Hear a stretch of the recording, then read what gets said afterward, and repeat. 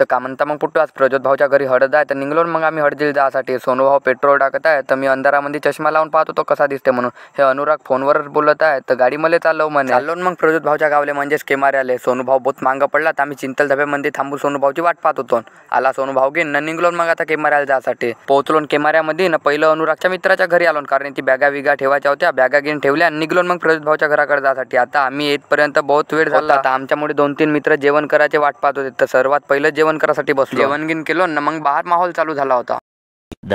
तर पोट्टो आज आपल्या प्रज्योत भाऊच्या ताईचं लग्न आहे. काल अज्जू भाऊच्याच घरी बॅगा ठेवल्या होत्या तर आलो इकडे कपडे गिन बदलावासाठी. सर्वांच्या तयाऱ्या झाल्या तर निघलो मग आता प्रज्योत भाऊच्या घराकडे जासाठी. गीत्या मामनं मी प्रज्योत भाऊच्या घराकडे चाललो. सोनू भाऊ पण्या पवन्या आणि अन्या गेले ते ट्रॅव्हल्सकडे नाव चिपकाव. घराकडे आलो तर इकडे बी गाड्या येऊन होत्या ना. आपले पोट्टे वापस आले होते ट्रॅव्हल्सले नावं घेऊन चिपकावून. आता गाड्यांले नावं चिपकवत होते ना. चाललो ना आता आम्ही ट्रॅव्हल्सकडे पूर्ण लंपटची लंपट. इकडे आलो पण इकडे दोन्ही ट्रॅव्हल्स पॅक झाल्या होत्या. आता आपल्या पोरांसाठी टवेरा केली होती ना. टवेराकडे आलो तर सर्वजण सीट पकडून बसले. तर आता गावातून निघली वरात ना. आपले पुरे पोट्टे एका गाडीमध्ये आहे तर मस्त झालं ना. पुरे गाणे फुल आवाजामध्ये वाजवत जात होतो. गोंडपिपरी पासून लागला हायवे ना. आता सनसन करतच जायचं आहे. गोंडपिपरीच्या नंतर बंद पडलेला टोल नाका पडला ते पार केला. आलो खरकटलेल्या रस्त्यावर कुरकटलेले रस्ते पार करून आलो ना आता आष्टीमध्ये. इथून लागला आता गडचिरोली जिल्ह्याचा जंगल. पहा कोणी दिसते का तुम्ही. येताना पावडर लावणं विसरलो म्हणून ट्रकवाल्या भाऊनं माझी मदत केली. धन्यवाद रे भाऊ. मग लागला लंबा लंबा बांडा बांडा गाणं.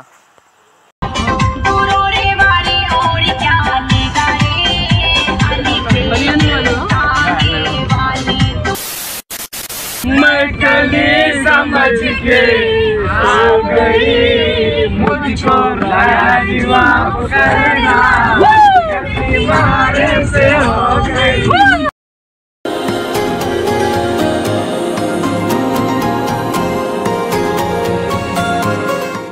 मग पोचलो ना आलापल्लीमध्ये. इथून समोर बसलो मी कारण व्हिडिओ करत होता आणि थोडंसा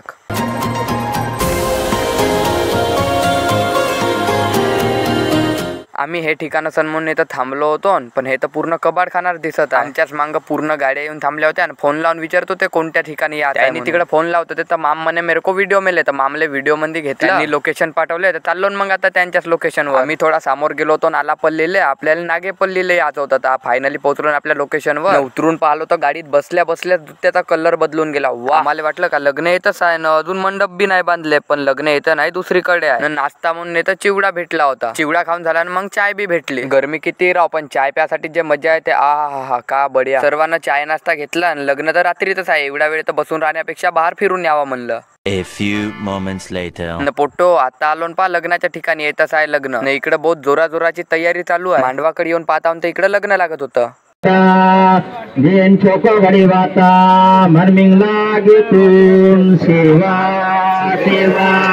डीजे कडे वापस आलो तर इकडे फुल राळा चालू आहे.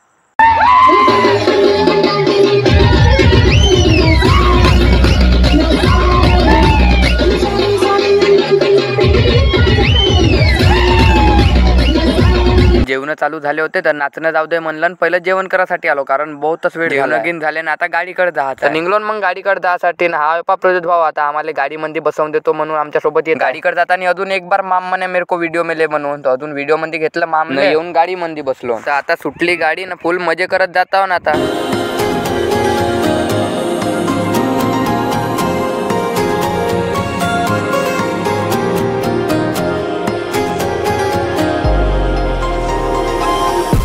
मग मंदामध्ये गाडी थांबवली होते पाणी विणी प्यासाठी. तर मी शर्ट काढून ठेवलो कारण बाहेरच गरमी लागत होती. गाडीमध्ये पुरे आपलेच पुट्टे होते म्हणून शर्ट काढला. पाणी विणी पेलो अन्न निघलो मग आता गावाकडे जायचं. पुट्टो हे असं तसं नाही बहुत खतरनाक जंगल आहे कारण इथे नक्षलवादी राहतात. तुम्ही समजू शकता किती भयानक आहे. तर आता रात्रीचे 2 वाजत आहेत ना. अशा सुनसान जंगलामध्ये मला तर बाहेर भेव लागत. मी या पुट्ट्यांना सांगलो आता बहुत भेव लागत आहे म्हणून ते छैया छैया गाणं लावले होते.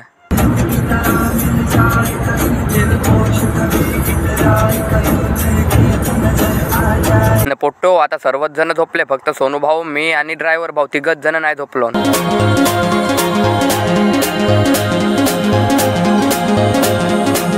मग पोचलो पोट्टो केमाऱ्यामध्ये. हे सोनू भाऊ लाईट दाखवतो म्हणून माझ्या तोंडात मोबाईल टाकत आहे. आता जाऊन झोपतो कारण बहुतच टाइम झाला आहे. भेटून मग उद्या.